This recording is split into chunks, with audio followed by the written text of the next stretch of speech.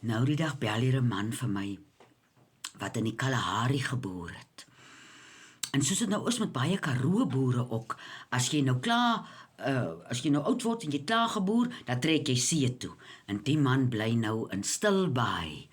Dan sê hy, luister hy so die weervoorspellings nog altyd vir die Kalahari, asof hy nou nog altyd daar bly.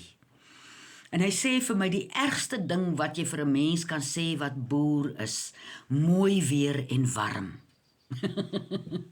Want dit sê niks. Dit sê nie die weer kom aan of die reën is ver of wat nie. Mooi weer en warm beteken niks. En na ek lekker met hom gesels het, toe dink ek so, hoe die oom vir my geleer om die weer te lees. Dan loop ons nou in die veld.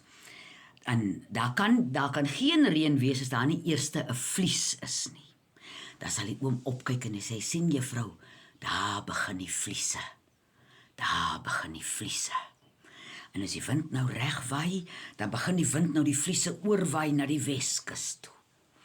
En dan begin die ander wind weer waai, en sy word hy gewaai van die Weskus na die Ooskus toe. En dit al strek hier oor die Karoo. En elke keer wat daai vlies daar by die see draai gaan maak, tel hy 'n bietjie water op. En hy word dikker.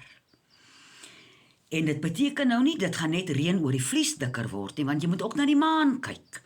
Jy moet kyk of die maan skep, en of sy gooi. By die eerste sekel moet jy oogies oop wees, dan moet jy kyk wat sê die maan.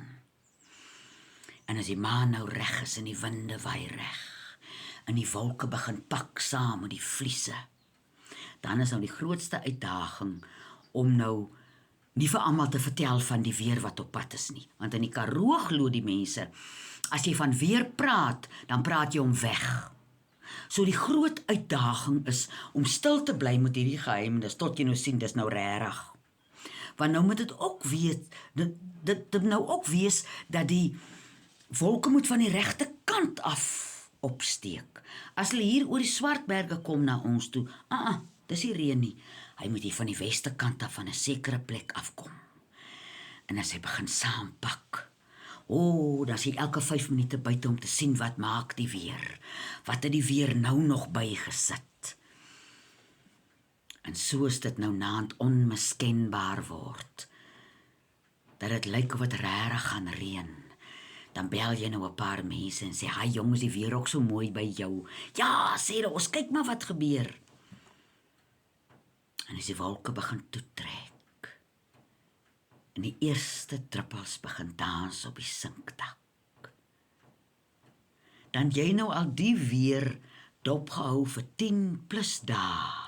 Jy voel, dis reën wat jy uitgekyk het, uitgewens het. En as dit begin reën, dan sit ek alles af. Ek sit die wifi af, ek sit die radio af, ek sit alles af. En ek luister hoe die Bloudakse baas sy gieter leegmaak oor die vlaktes. En dis vir my so 'n voorreg om hier in die wye vlaktes van die Karoo te kan bly. En om die reën so te kan sien kom. En teen die tyd dat hy kom, dan voel jy of jy die lotto gewen het.